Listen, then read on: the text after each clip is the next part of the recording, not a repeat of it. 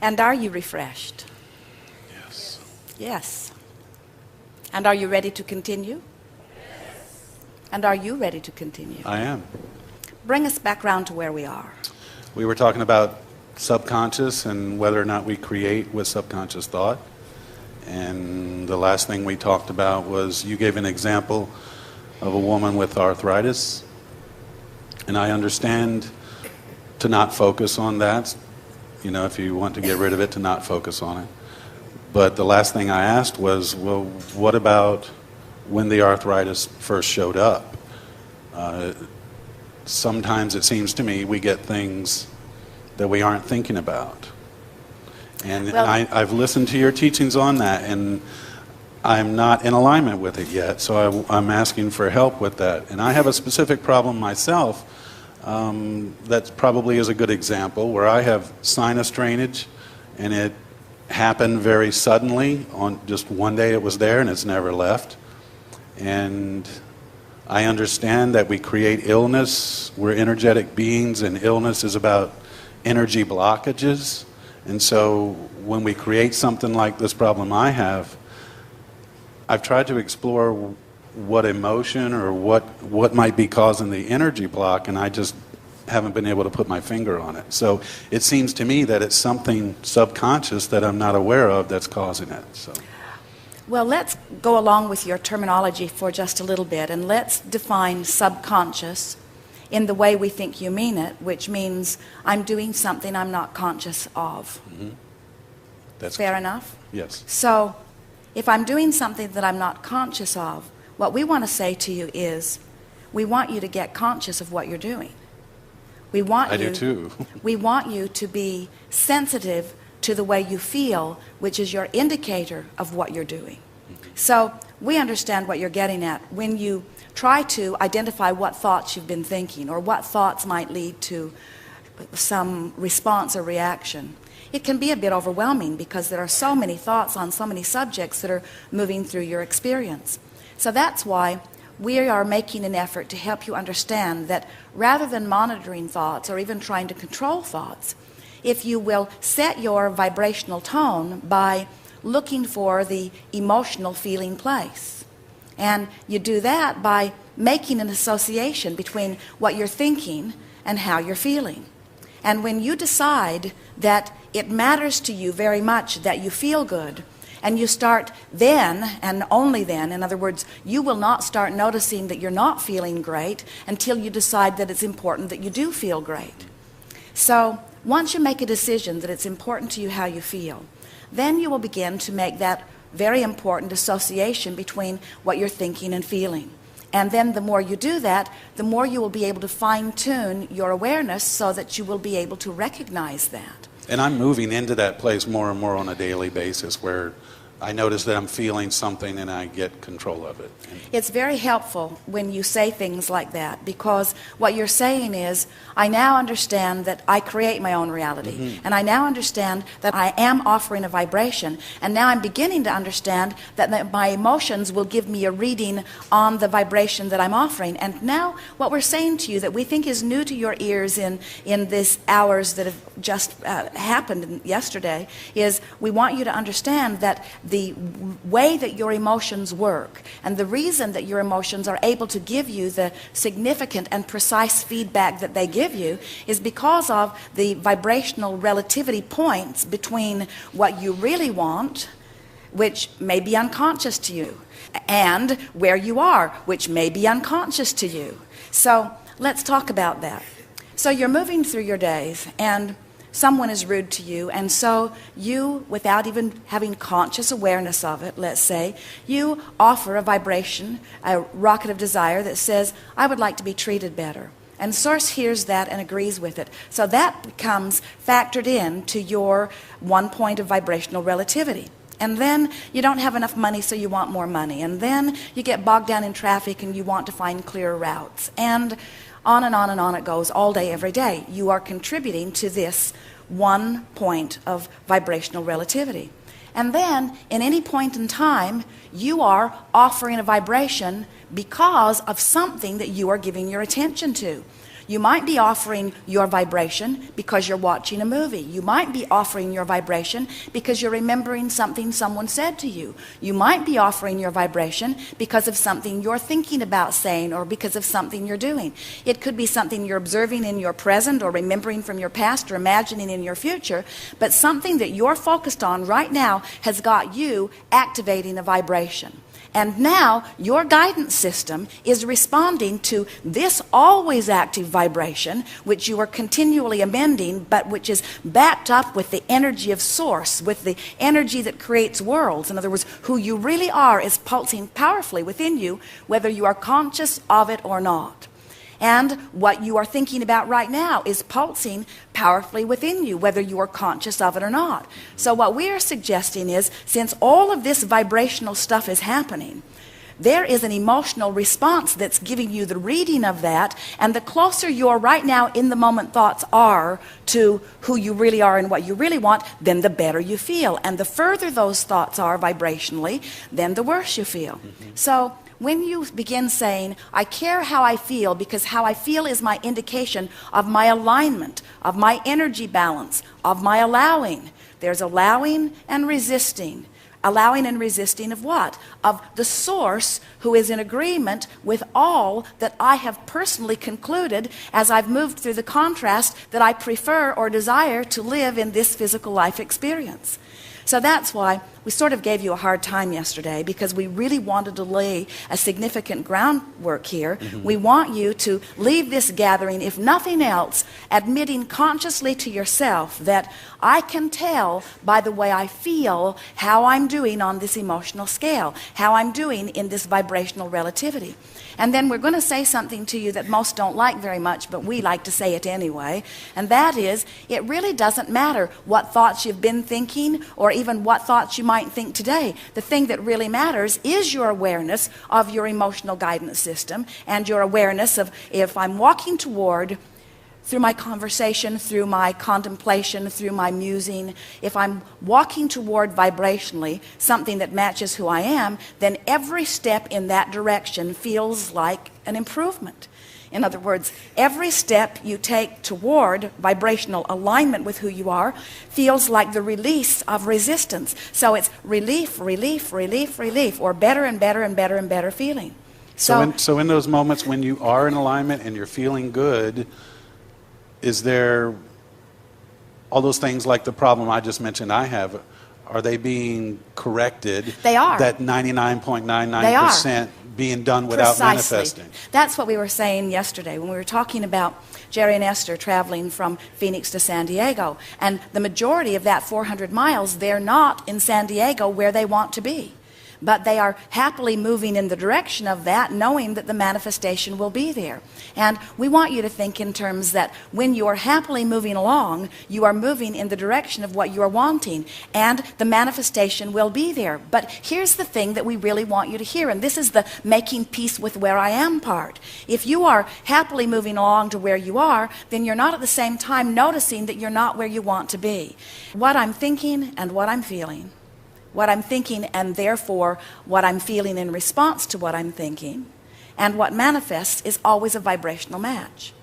But once it manifests, then it's more difficult to clean your vibration up about it, because now you've got the sinus draining that's hard to get your attention off of. So it's much easier to guide your vibration before it manifests, but it does not matter if it manifests. You could have every deadly disease known to man in your body right now, and we could promise you that if you could guide your thoughts toward better and better feeling things, you would move away from the resistance, which is the disallowing factor of the wellness. So we don't have to identify any thought that triggered the illness, whatever it is. You don't have to get back to the basis of it, but what will begin to happen as you decide to be consciously aware of the way you feel, and as it matters to you that you feel good, and you begin to contour your thoughts one at a time, what begins to happen is the not good feeling thoughts become less and less pleasant and more acknowledged, and you become less and less tolerant of them. So we don't think that any of you are negatively creating because you have unconscious thought. We think you are negatively creating because you are willing to put up with negative emotion. You're not as picky as we want you to be. We want you to care that you feel good and to guide your thoughts in order to feel good, where the tendency is to want to change the conditions so that I can feel good, and you can't do that. There are too many conditions that keep moving around on you. So there is a cure-all, and that's just feeling good all the time. That is the fountain of youth. It is the river of wellness. It is the stream of abundance. It is the way to all things that are important to you. It's feeling good. And so when you realize that you have control of the way you feel and you start exercising it. Now, we would encourage all of you, start with easy things. Don't take the thing that's been plaguing you most and decide that that will be the thing you clean your vibration up about. But decide that you want to feel good and then be aware of how you are feeling. And we really like the picture, and you have spoken it even more clearly. We really like you to hold this image because this will help you. You have, without knowing it, that's the reason you want to call it unconscious, you have been, without being aware, launching all kinds of things into your vibrational escrow. So you are on the brink of manifestation of many things wanted and maybe many things not wanted. And you can tell by the way you feel in this moment which of those you are walking toward. So every ornery moment is a moment closer to a manifestation that did not just come out of the blue. You've been working hard at it. Every emotional step along the way is a step closer to some of these manifestations. So your inner being is always calling you toward the things that it knows you want and that it knows you will like when you get there, you see. So Joseph Campbell said, follow your bliss, and we think that there were no better words that were ever spoken by a human tongue. If you were following your bliss, you would be following the trail to vibrational alignment. You would be in vibrational alignment with all of the things that you have added to the clear being that you are. In other words, you would be tuned in, tapped in, turned on. You would be thriving in all ways. But we notice that sometimes you can't get a whiff of bliss, especially when your sinuses are clogged up. In other words, sometimes if you are frustrated or in despair or something is happening, you don't have vibrational access to those wonderful thoughts, and that is the thing that we think is sort of stuck in the craw of so many, because when we say you create your own reality and the way you feel is your indication of how you're doing, and you're dealing with some situation that is clearly not in alignment with what you want, it's normal that when you are looking right at something that is clearly not what you want, that you're going to have negative emotion. We do not want to give you the impression that we want you to rid yourself of negative emotion. We would not ask of that any more than we would say lose the sensitivity in your fingertips. I understand that. We want you to be aware of negative emotion, and we want you to bless negative emotion. We want you to appreciate negative emotion for the guidance that it gives you. And so let's get around to this making peace with where you are.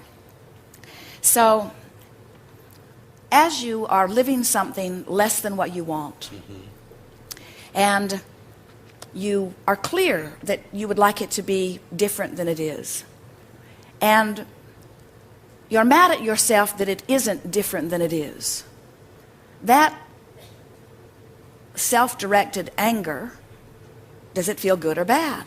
It doesn't feel good. It doesn't feel good. And so when you find yourself there, say to yourself, I'm going to do my best now in my awareness of this emotion to find the best feeling thought I have access to.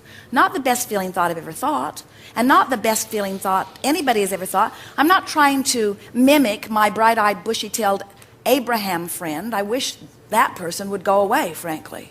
Just to do the best I I'm can just do going right to now. do the best I can right now. And when you are in fear or even despair, and you reach into that breath of fresh air that revenge will give you, and you acknowledge that this revenge does feel better than that fear or despair that I was feeling before, the key to this deliberate reaching for a thought that you have access to is to stop and say, I have deliberately chosen this improvement, and I do feel better.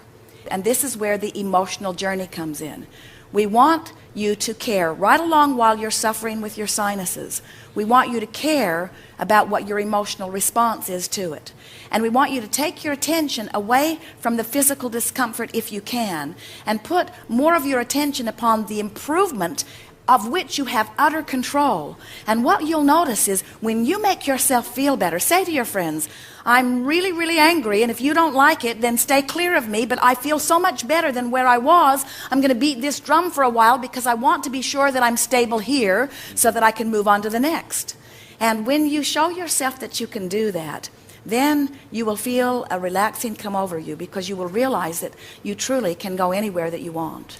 Do we add, in addition to reaching for the better thought, does it help to sort of pull yourself into that new reality without the sinus problem by imagining or shooting a rocket of desire that I want clear and free sinuses and focus on that? Will that help pull you to it? Well, it would. Now, if you were in frustration and you were then just wanting to fan the flames of your desire, so you imagine what it will be like, you possibly could make that jump. It depends upon how you feel. In other words, it's a good recommendation to reach as far up the emotional scale as you can, understanding that if you don't reach that far, you can just start where you are. And not get frustrated about not getting there but fast. That's precisely what we were about to say. What we've noticed with so many of you is if you try to reach further than you can and you fall in the crevasse, then you just get more irritated, and usually you don't, in that moment at least, do much good work about moving out. But eventually what happens is you watch for every opportunity. In other words, you could be bogged down in traffic and frustrated about that every day, and that could be the basis of your sinus situation. In other words, it's funny you say that. I don't like traffic.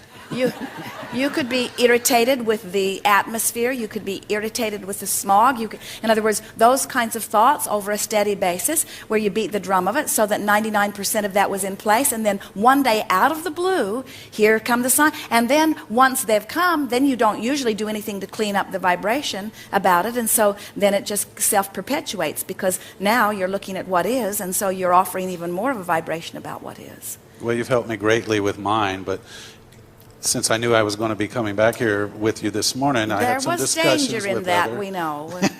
You have been sent on a mission, haven't you? Well, I started it, I think, but another question along the same lines.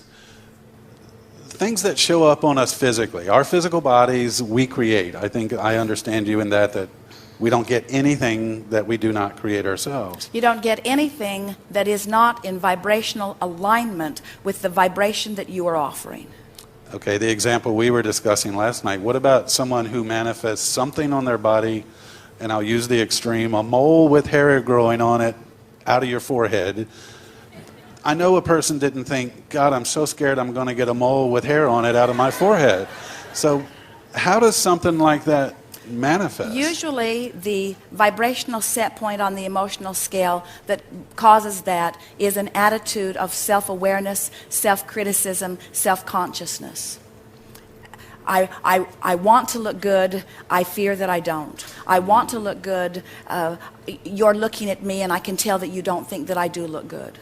In other words, it's usually a soft vibration.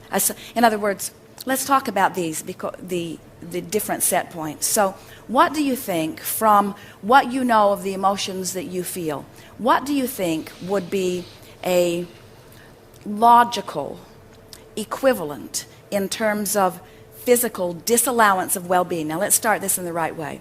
Well-being is flowing, and unless you're doing that thing that you do that doesn't allow it to flow, you will be thriving in this attitude of well-being, which means you'll be vital and alive, you'll be good feeling, you'll be flexible, you'll feel good. Because all of you are wanting that well-being. In other words, that is a given. We'll talk about that in a little bit, about those who come forth that are born differently. That's a different thing altogether. But when you come forth and your body is the way you have intended it to be, and then it begins migrating toward unwanted things, it is because of a sustained vibrational pattern that you're offering. So what do you think would be a vibrational equivalent in terms of diagnosis to overwhelmment and frustration?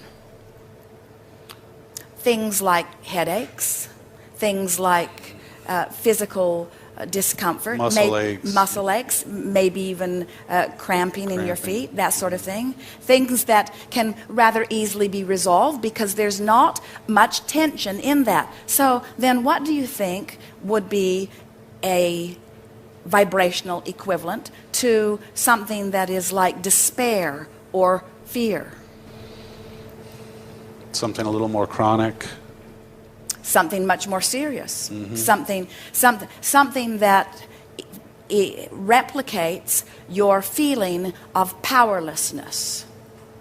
Something bad like cancer or exactly. heart disease Something or something. that where they would say to you, we have very little control over this, because it replicates your feeling of lack of control. That you have no power in your life. So where do you think strokes and heart attacks would fall?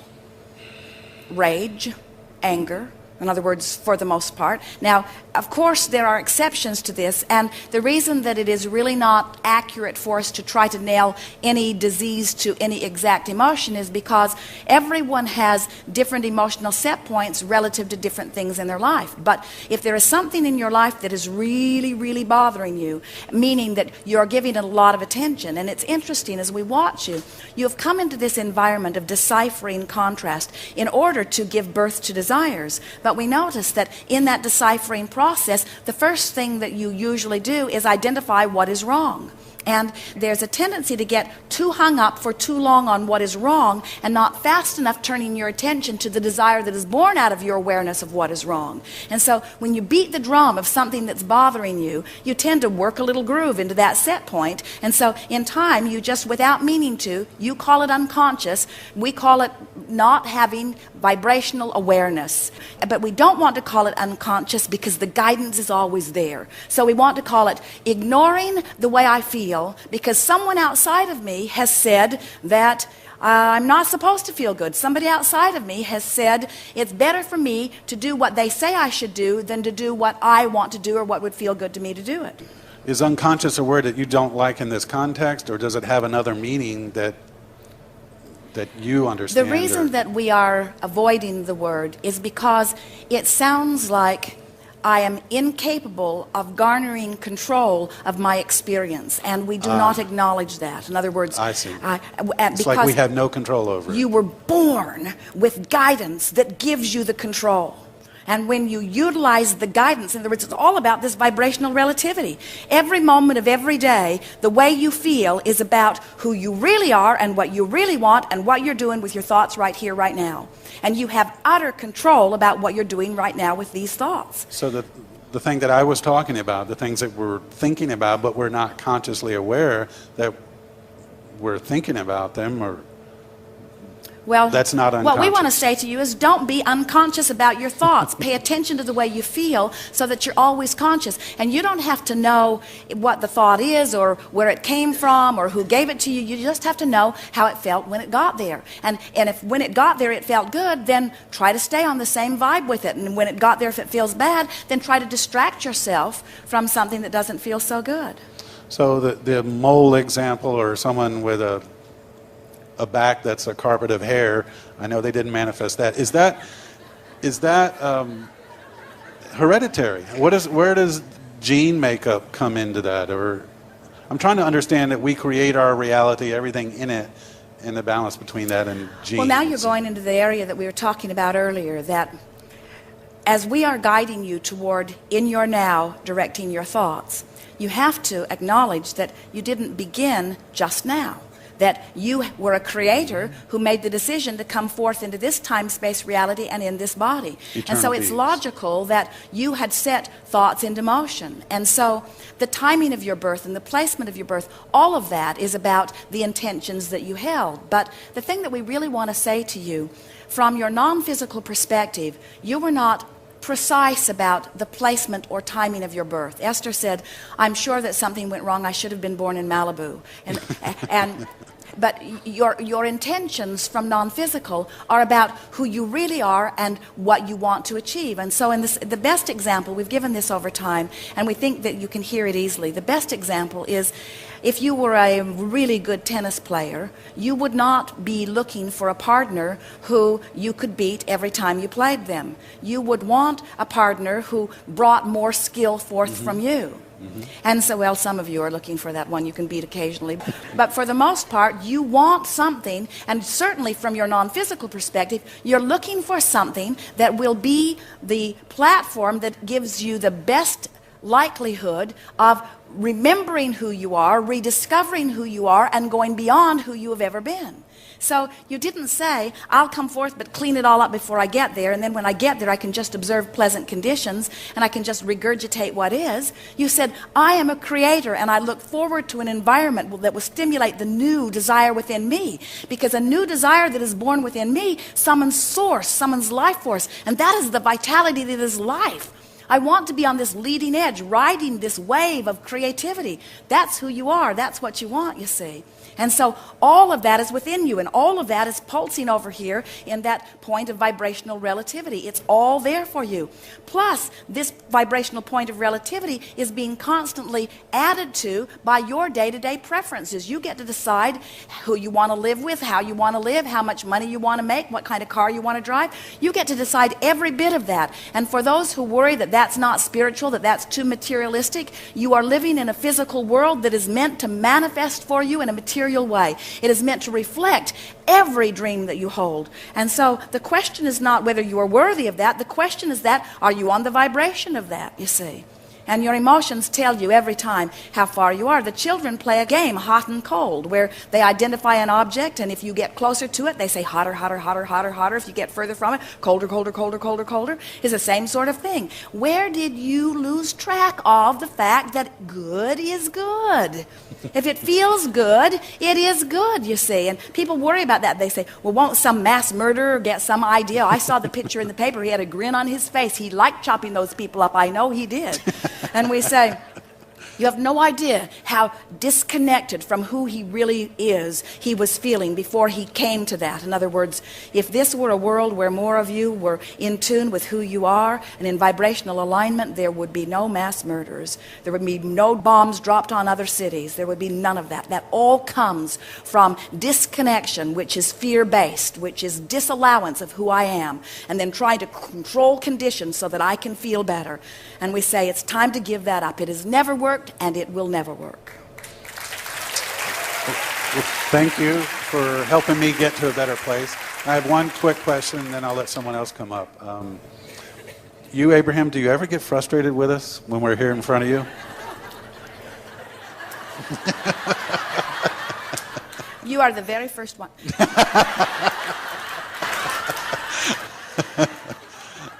It's easy to feel good when you truly know that all is well. It's easy to feel good when you know the outcome is always good. And so we never feel frustration. We never feel worry. We never fear for you. We only feel knowing of your well-being and an intense desire to help you know it too. Thank you. There's great love here for you. There is great love here for you.